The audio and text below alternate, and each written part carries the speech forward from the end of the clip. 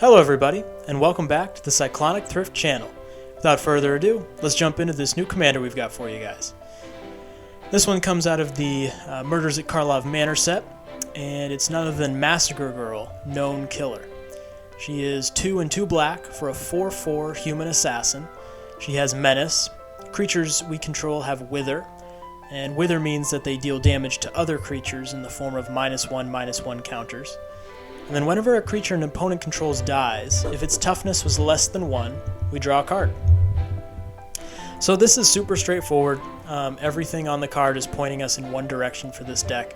We are going to be building around -1/-1 counters. We're going to be putting those counters on other people's creatures, and also using other cards to give our opponent's creatures --X, so on and so forth, hoping to kill them, hoping to remove them, and taking advantage of Massacre Girl's second ability, where we can draw cards when we manipulate other people's creatures into dying this way. I'm going to shoot straight with you guys. This is going to be a pretty mean deck. It is very removal heavy. It's entirely built around taking out other people's boards. So it's the most blue-black deck I've ever built, in that it's very reactive. It's all about allowing your opponent to put their creatures on the battlefield and then destroying them in order for yourself to get some value. So you're not going to make a whole lot of friends with this deck, but this was just such a cool commander from the set. Massacre Girl is just a very interesting character in and of itself. You'll also notice as we go through this, we have the other Massacre Girl in the deck as well. Won't be talking about her specifically, but she fits into the theme. But yeah, and really focusing around, again, those -1/-1 counters. We have a few other creatures with Wither, so we're talking about that as well. But yeah, ultimately we're trying to take out other people's boards and draw cards off things. So to start off, we've got creatures like Plagued Ruscala, which is 1 black for a 1/1 creature spirit. You pay a black, sacrifice a creature, and target creature gets -1/-1 until end of turn. Super simple. A sack outlet for us if we happen to need it, but this is just a super easy way to get a blocker down and then have a value piece for later down the road when, maybe we just needed that little extra oomph to get someone else's creatures off the board. Next is Chittering Witch. She's 3 and a black for a 2/2 human warlock. When she enters the battlefield, we create a number of 1/1 black rat creature tokens equal to the number of opponents we have. Most likely 3, but if it's later in the game, even 2 is still a beneficial number. And then our second ability is 1 and a black, sacrifice a creature, target creature gets -2/-2 until end of turn. So very similar to Plagued Ruscala, but she creates some of that sacrifice fodder that you're going to need, and her ability is a little bit more impactful. So you are paying 2 mana for it, but you can take down a creature much faster with -2/-2. And then Karlov the Spiteful, 2 and 2 black for a 3/2 human warlock. Other creatures get -1/-1. Super simple, super easy. It does affect your creatures as well, so just keep that in mind. But I mean, if you're playing any token deck, any deck that likes to play fast and hard and get a lot of creatures out early, a static -1/-1 ability is going to be killer. Now, with those creatures, we looked at more of the --/ abilities, not so much the counters, not so much something that's permanent, even though Karlov the Spiteful has a more permanent effect. But now we're going to get into creatures that actually deal with the counters. So we're really leaning more specifically into what Massacre Girl Known Killer is looking to do in putting -1/-1 counters on creatures and taking advantage of their deaths. So the first creature that we're going to look at that fits into that theme is Fume Spitter. It's 1 black for a 1/1 horror, and super simple. You sacrifice it to put a -1/-1 counter on target creature. So its entire existence is just so that we can sacrifice it whenever we want. Again, if we're just looking to push one other creature over the edge, draw a card off our commander, or if we want to set the stage, someone else has their commander out, 4, 5, 6 toughness. We want to start chipping away at that, slowly getting their commander dead. this is a great way to start. It gets the counter on super easy, and all we got to do is sacrifice a 1/1. The next card here is Lockjaw Snapper. It's 4 mana for a 2/2 Scarecrow. It itself has Wither, so it's kind of redundant with our commander, but it fits into the theme, especially with the second ability, which is whenever it's put into a graveyard from play, you put a -1/-1 counter on each creature with a -1/-1 counter on it. So, looking back at Plague Driscala or Chittering Witch, if we're sacrificing creatures, this is an excellent candidate for that, where if we sacrifice it and we've got, 3, 4, 5 other creatures on the battlefield under our opponent's controls, with -1/-1 counters on it, we basically just proliferate all those. Yeah, there's a lot of value here. Not to mention, it already has Wither on its own, so even if our commander's not out, it can start doing some of that work of putting -1/-1 counters on creatures. This is going to be a really good, solid addition into the deck. And the last one here is Skin Render. It's 2 and 2 black for a 3/3 Phyrexian zombie. And when it enters the battlefield, you put 3 -1/-1 counters on target creature. So, in and of itself, it can kind of be like a 3 damage situation where you can take out a creature with 3 or less toughness. Or again, if you want to start chipping away at some of the larger creatures that might be happening. It's 4 mana, so we're most likely playing this later in the game, so we're probably targeting a larger creature with this, but it's an excellent way of jumping way ahead on taking out some of our opponent's best stuff. And then so moving from the actual counters into how do we increase those counters, obviously the first way is to continue to be dealing damage with our creatures that have Wither. But the other is once a -1/-1 counter is already on a creature, using effects like Proliferate to increase those counters. And honestly, especially with the new set from last year, where we're bringing in new Phyrexia, there are a lot of Proliferation support cards that came out, a decent amount of which were in black. So we're actually going to throw a bunch of those into this deck as well, just to support that side of it if we don't have any other way of dealing damage with our creatures, which, to be fair, is a pretty dependent mechanic, right? We either need our opponents to block with their creatures when we attack, or we need our opponents to attack into our creatures in order to get those -1/-1 counters on them. So if we're able to proliferate using instant sorceries, things like that, we're able to kind of better control how we're increasing those counters on various creatures. So the first one is Whisper of the Dross. It's 1 black for an instant. Target creature gets -1/-1 until end of turn, and then you proliferate.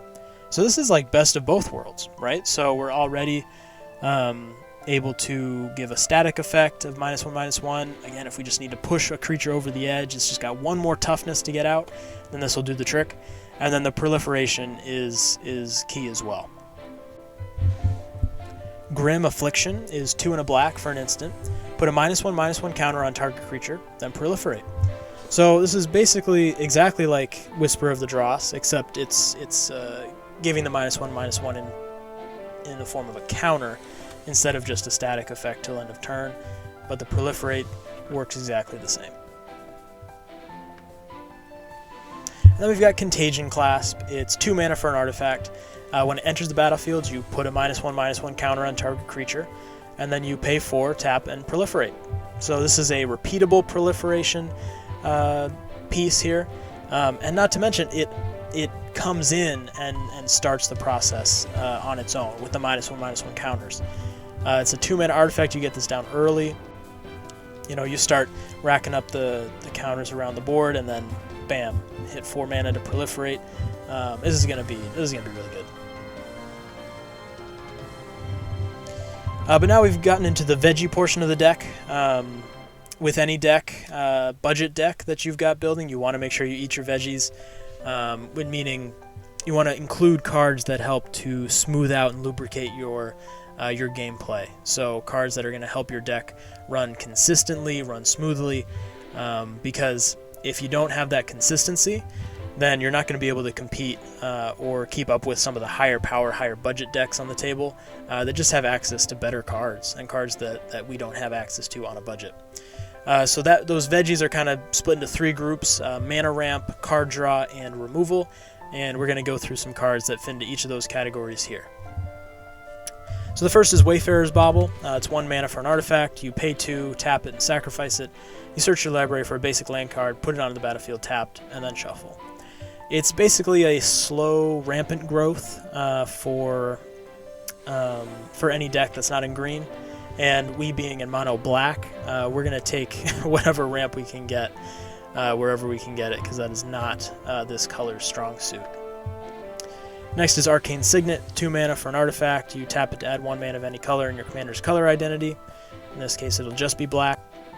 But again, it's a 2 mana artifact. It's a mana rock that comes in untapped. You can tap it for a mana. It works. It works for this deck. And then Hedron Archive, it's 4 mana for an artifact. You tap and add 2 colorless. And then you can pay 2, tap it, and sacrifice it to draw 2 cards. So it kind of fits into 2 categories here, mana ramp and card draw, but we'll most likely be using it for that repeatable mana ramp. Now in terms of card draw, this is interesting, because in a mono black deck, card draw is usually pretty hard to come by. You got to pay life, you got to sacrifice creatures. There's a lot of extra steps to getting card draw in black. But for this deck, our commander is a pretty significant card draw engine on her own, because the entire deck is designed around getting -1/-1 counters, giving creatures -X/-X, and then taking advantage of the death ability. We're going to be drawing a decent amount of cards off of this commander, so in and of itself, it's got a ton of card draw on its face, but we still do want to, include some other cards to pick up the slack when Massacre Girl isn't on the battlefield. A card like that is like Mind Stone. It's 2 mana for an artifact. You tap and add a colorless, and you pay 1, tap and sacrifice it to draw a card. It's very similar to Hedron Archive. It's just a little bit closer to the beginning portion of the mana curve. It works well. Again, fits into 2 categories here. And then we've got Endbringer. It's 5 and a colorless for creature Eldrazi. You untap it during each other player's untap step. You can tap it to deal 1 damage to any target. You can pay a colorless, tap it. Target creature can't attack or block this turn. And you play 2 colorless, tap it to draw a card. It has card draw. I'm putting it in the card draw slot. The 2 colorless is a little difficult to pull off in this mono black deck, but it's still something that'll work. But it's really brought up by that first ability, dealing 1 damage to any target. Again, it's just if we need to get 1 more damage on a creature to take it out, this is going to be huge. We get to untap it during each player's untap step, so we're going to be being able to ping creatures over and over again around the table. And this will be a really good politics piece of we have onboard instant creature removal for your best creature. You don't want us to do it, so don't do anything to us. And then in terms of removal, this deck is just chock full of removal. Most largely creature removal, because that's where we're going to get Massacre Girl's static effect benefit from. But it also will have the pretty standard artifact enchantment removal as well. But for this category, I really want to lean back into how we're going to take care of the creatures and, again, take advantage of Massacre Girl's ability. So Illness in the Ranks is a 1 black mana enchantment, and creature tokens get -1/-1. So we're not going to run a ton of creature tokens, so we're not running a ton of creature tokens in this deck, so it's not going to affect us quite as badly as some of our opponents. But I mean, token strategies is such a powerful piece of Magic. Being able to get that static -1/-1 out there is going to be super big. Knight of the Soul's Betrayal, 2 and 2 black for a legendary enchantment. All creatures get -1/-1. So basically exactly like Karavek the Spiteful, except in enchantment form. Again, it's going to affect our creatures as well, but we're going to be able to take advantage of that universal effect a lot better than our opponents. And then Incremental Blight is 3 and 2 black for a sorcery. You put a -1/-1 counter on target creature, 2 -1/-1 counters on another target creature, and 3 -1/-1 counters on a third target creature. So we're paying 5 mana, we're distributing 6 -1/-1 counters across the board. again, because we get to pick and choose, we inevitably get to potentially kill 3 things, draw 3 cards, and for 5 mana, that's an excellent rate. And that brings us to the Thrift pick of this deck. For those of you who haven't seen the channel, the Thrift pick is the card that I don't necessarily think is the best card in the deck, but it's the card I'm most excited to play. The card that if I see it in my hand, I'm excited, right? I'm excited to see how this game goes. I'm excited to see how it interacts with the board. I'm just excited. And the pick for this one is going to be Zulaport Cutthroat. It's 1 and a black for a 1/1 human rogue ally. Whenever it or another creature you control dies, each opponent loses 1 life and you gain 1 life. So we're obviously going to be killing a ton of creatures. And incidentally, we're going to be killing a lot of our own creatures, which is unfortunate. But we want to be able to get some sort of value out of it, and Zulaport is going to do exactly that, where we're going to be able to drain our opponents, but we're also going to gain a little bit of life on our end. We've got plenty of recursion. We can bring this back when it dies. This is going to be a heavy hitter. It's going to help us to kind of get past the we're just going to kill all of your creatures to draw a bunch of cards and turn that into ways to actually win the game. And that's it. Brings us to the end of the deck tech here. I hope you guys enjoyed. Really excited about the Murders at Karlov Manor set. A lot of super unique cards, a lot of super unique commanders. We've got a couple more coming in the next couple weeks that I hope you guys will tune in for. Again, if you haven't already, please like the video, subscribe, share with anyone you think might be interested. And if you know of any cards that you think I might have missed that I should have included, please remind us down in the comments section. And with that, stay safe and stay thrifty.